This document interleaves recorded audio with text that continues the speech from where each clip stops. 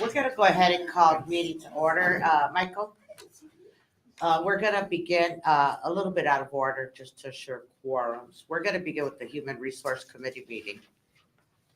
And I'll call the roll. If Ms. you can. Shakarian, Here. Mr. Corrigan, Here. Ms. Rodriguez. You mean Ms. Rashid?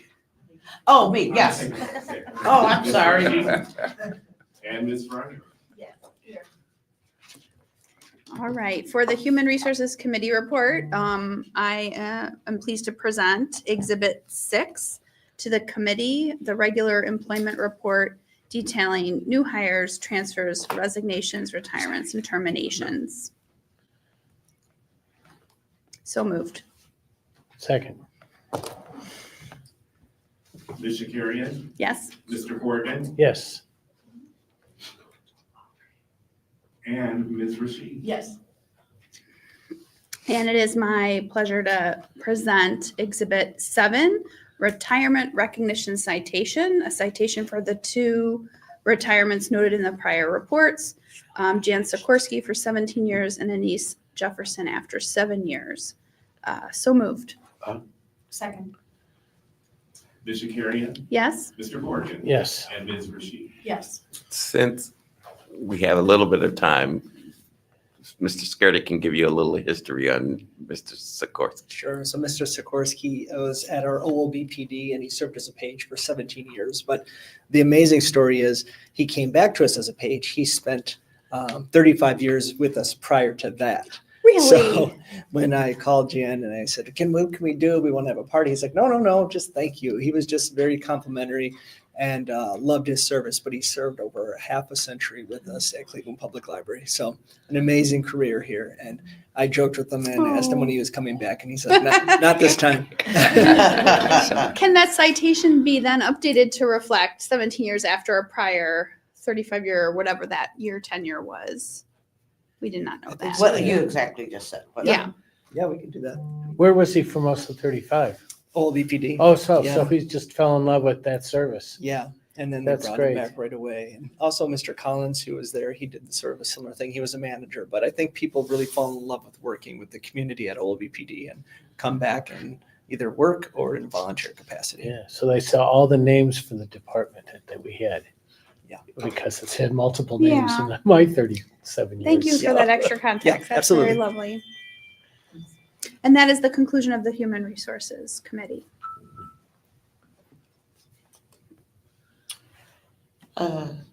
Trustee Fryer, do you want to do the Community Service Committee? Sure. Exhibit 8 is an amendment to the fines and fee schedule.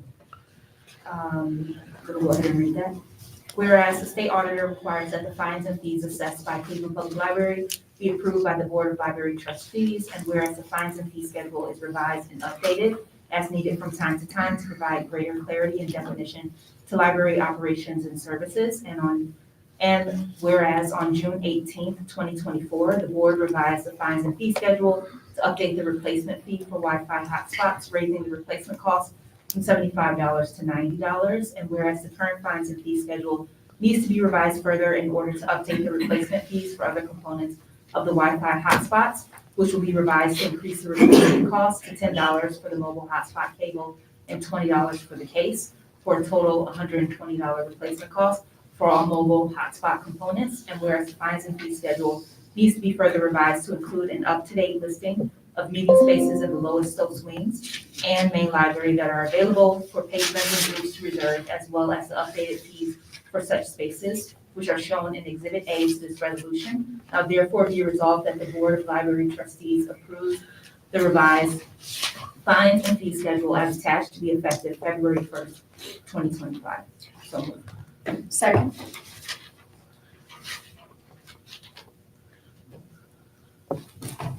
Ms. Shakarian, Yes. Mr. Corrigan, Yes. Ms. Rashid. Yes. And Ms. Veronier. Yes. A point of information related to the public posting. We had talked previously about having adjacent to this suggested donation for the wedding photos and the other uses that would otherwise be complimentary, but to show some support for the library. So as these get revised and posted, if that could be part of it as well. That would be awesome.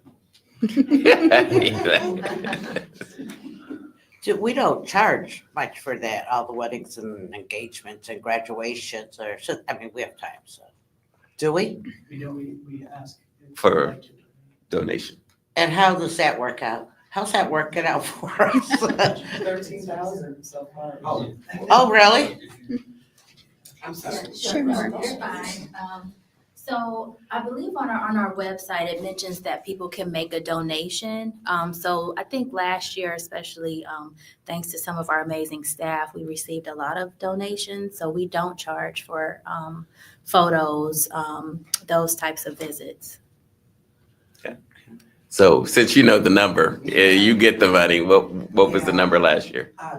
And to Erica's point, we have staff who are very good at just asking, and people want to give, and so we're upwards of $13,000 for FY '24 for photo donations, wedding donations, and as such. Do we have signage like, please donate what you can in the front door of Maine and front door of Lewis Stokes and on every other floor? I'm just Although we will. asking. With the, what is that called? Yeah, Why not? to your point, one of the ways Director Thomas, he would like us to start taking a bird's eye view, not to push or mandate, No. but to make aware that there is a philanthropic arm and that you can donate if you'd like. And so we'll be working to do that this year. To get more like a signage and where somebody could scan their phone and Mhm. please donate Yep, that's exactly it. to help continue what The we good do work here. we do. I'm curious, and you probably don't know the answer right now, but I just out of curiosity, if that influx of Mhm. donation was correlated to the fact that the archive was there for most of the year last year, which would be maybe slightly more appealing to a bride or someone getting married or somebody. And I wondered in previous years, how does that correlate with like other exhibits we have? Yeah. I know people use other parts of the library for their photos, but I know that in particular was a very special used. Yeah, I cannot say definitively, but I do believe that there is a relationship between that. I think the increase in donation is a multifaceted approach, inclusive of the exhibits, inclusive of staff who are, making sure that people are aware. But I definitely believe that has an impact.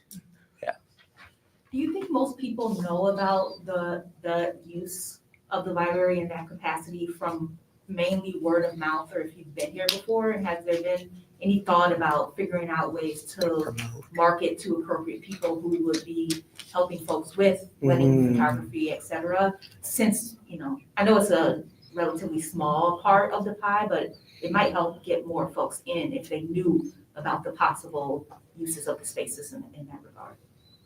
I definitely agree. Yeah, I think we find ourselves, and I think this is a challenge for us, is because we're all things to all people. And folks don't think we roll a lot with word of mouth instead of saying, okay, we're going to target this group for weddings, right?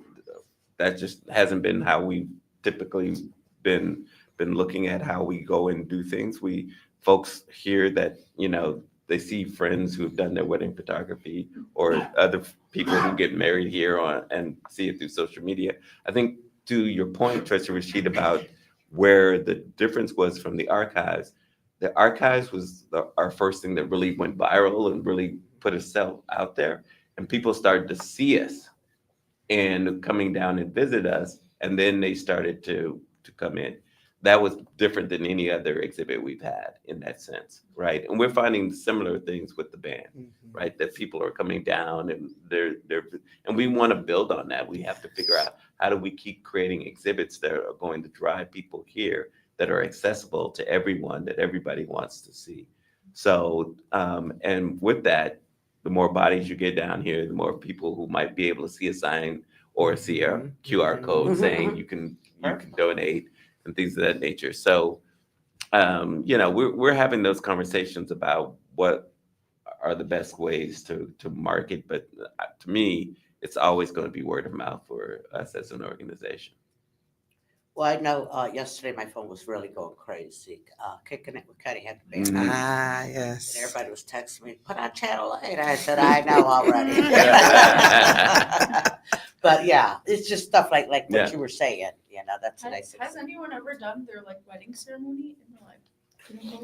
So John can tell you Mm, Not my actual ceremony, but I had before I actually worked for the library, I had my wedding reception in the Eastman Reading Room. Oh, yes. But the Kicking It with Kenny was very well. I thank everyone who was involved in bringing that together. When we brought the band, the new exhibit, we knew it would be perfect for Kicking It with Kenny, but he always likes to do more than just one thing. So we were working with staff to kind of highlight the different areas so that also people have another reason to come to the library, not just for the exhibit, but also to go to Studio 525 and other places. That's interesting. I bring that up because I was curious because as a side note, I had done a tour of the new Cleveland Foundation building, like not the newest one, they just opened in January, but their headquarters. And as I was doing the tour, they were setting up for a wedding on the wooden stairs they have going down. And if you've been in their building, it's like a really pretty walk down. And it was a staff person. And then they had said it started this ripple effect of like people wanting to do their marriage ceremony on the steps. And they're like, how do we market? Like this is such a niche market, but it's an opportunity to make some extra donations in fashion. So it's interesting how like people can make and imagine a space. Like I know a lot of people do that with the arcade. So it's very interesting. Let's go. We do not market it, but I'm Heidi, I've done several weddings at the library, small ones, 10, 20, 30 people. They've done it in special collections, indoor garden, the indoor reading room. And then I had a few in the summertime in the outside garden. Now they understand, these people that get married during library hours, they understand the library is open to the public. The public has every right to come, get a book, go wherever they need to go. They do not care. They want to get married at the library. So we don't market it because the demand is very strong, but we do have people that they understand if they come after 6 o'clock, it's a different story. So we have them. We have quite a few, yeah.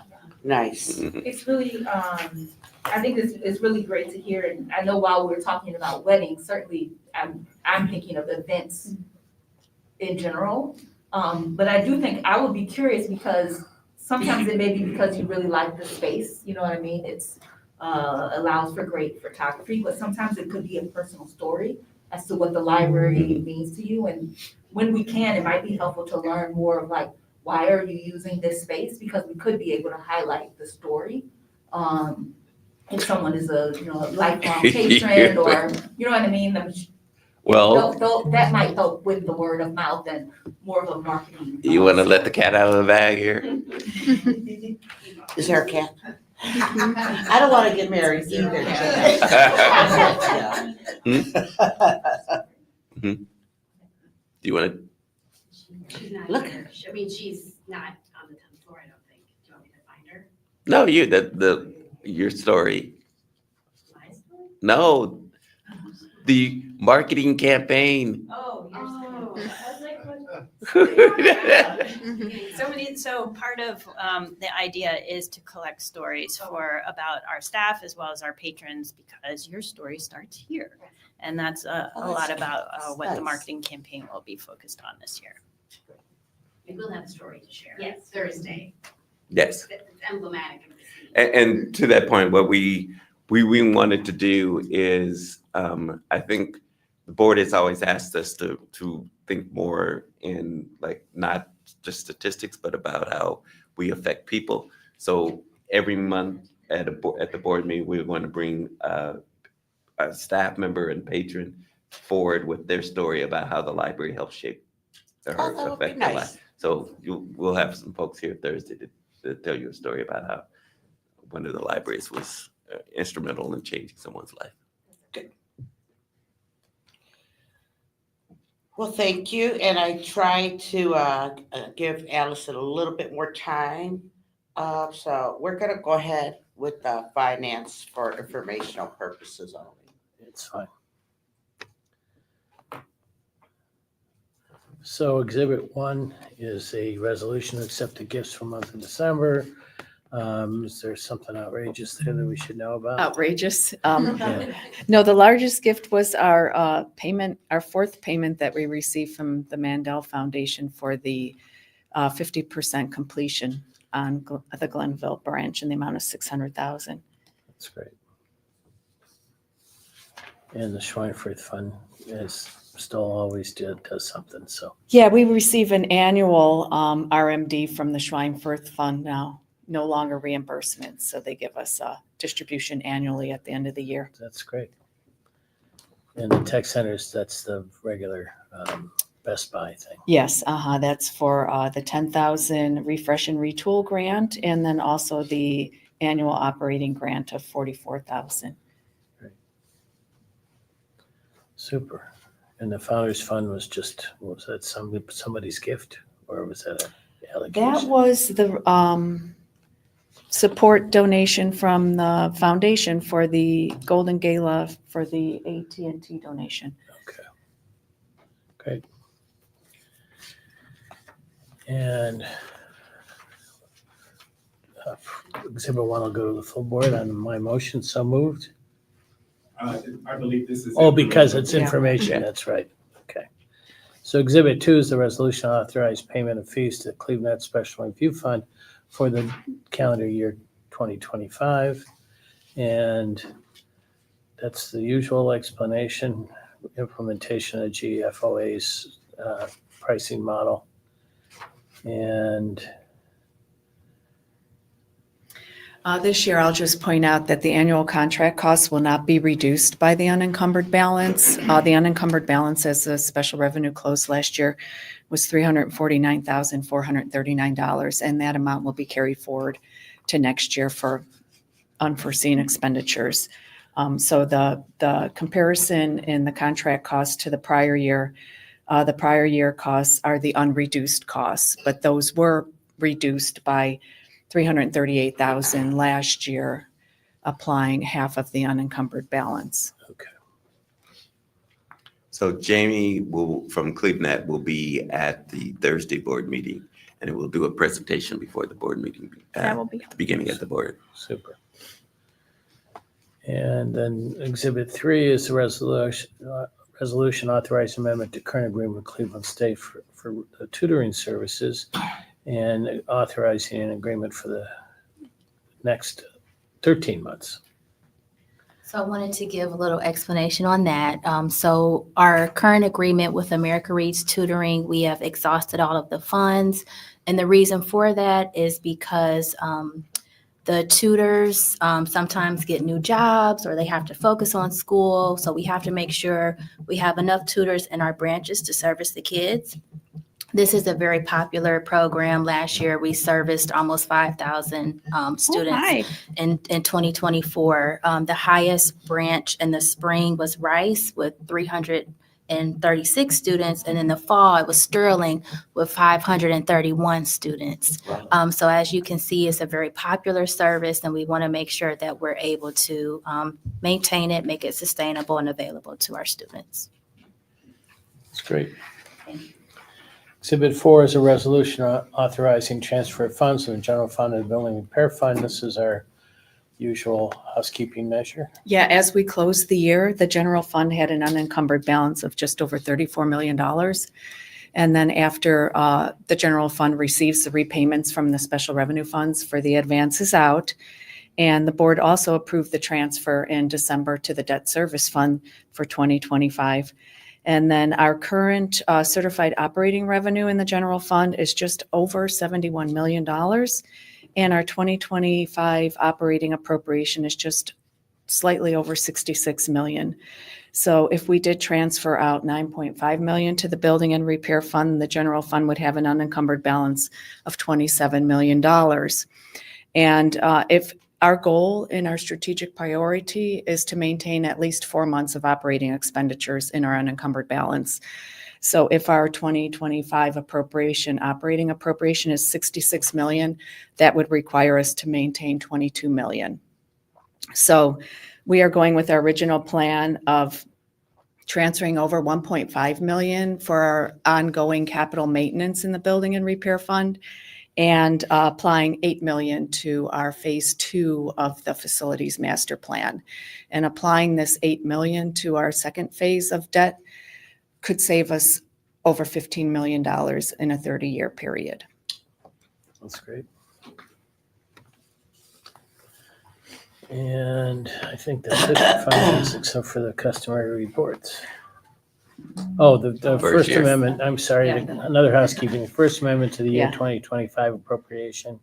And the purpose of the amendment is to accomplish which particular change? So we certified our unencumbered balances with the Budget Commission, which starts our cash fund balances. And what I'd like to bring to your attention is we finally got our Schedule A from the county. And our property tax is certified at $39,397,741.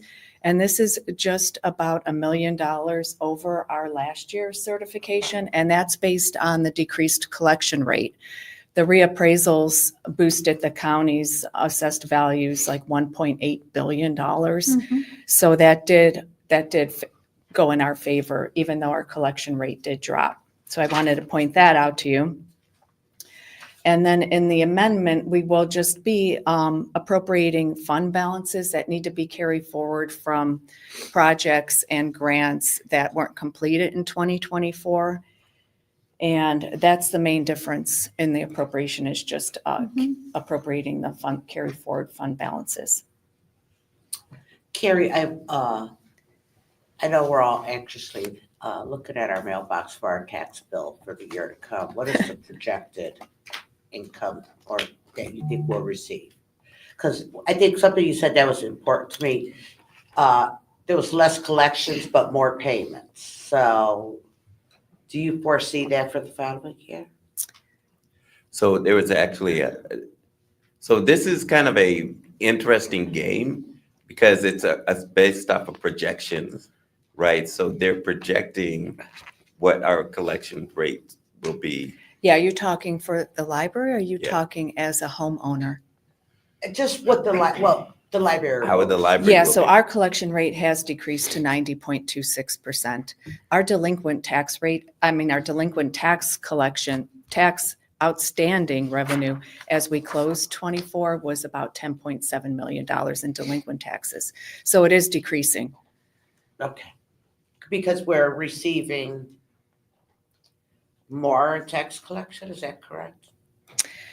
Well, House Bill 920 knocks down our effective rate to keep us at where when we went out to the voters to levy the funds, we can never get more than what was certified at the time we went out to the voters. Okay. So our effective rate gets knocked down every time the assessed values get inflated. And they increased at, for many, what would be a rapid rate. Right, but our effective rate has been knocked down, but we're not, we were still able to collect some, I believe, more on the commercial, which boosted it up to the 1 million. Okay. Thank you. Yeah, that when you get asked by a taxpayer who got reassessed and they get their tax bills this month, it's always good to tell them the library's not getting any more from them. No, Because it's not. right. And basically, it's a function of the state law that even the local county council can't affect it. It's a requirement of law that reappraisal be done and the existing rates. There are things that protect homeowners from increases on other things, but in the basic valuation by law, that they have to reevaluate property. But when their property tax goes up, it's not coming to the library. Right. And that's the thing that I always wear on my sleeve. So, Only residences though, right, correct? just residences, right. So Right. for a residential homeowner, they may see 400 more a year, and that's the typical in my neighborhood, about an increase of about $400, about 200 a half, I think. And but none of that $200 is going to end up at the library. It's going to go to the county and for county property tax. So that's what it is. But I tell people all the time, and even as Janice knows, even there's a couple members of the foundation board that had to be reminded of that every now and then. They're upset. And some of them have big houses and they had much more than $200 as their increase. But the reality is none of that went to the library, so. Janice knows which particular board member. It helps to be retired head of a major accounting firm, but it doesn't mean he knows about the library as well, so. Okay, Tom. I think we're all done then for today. I call this meeting adjourned. Thank you. Yeah.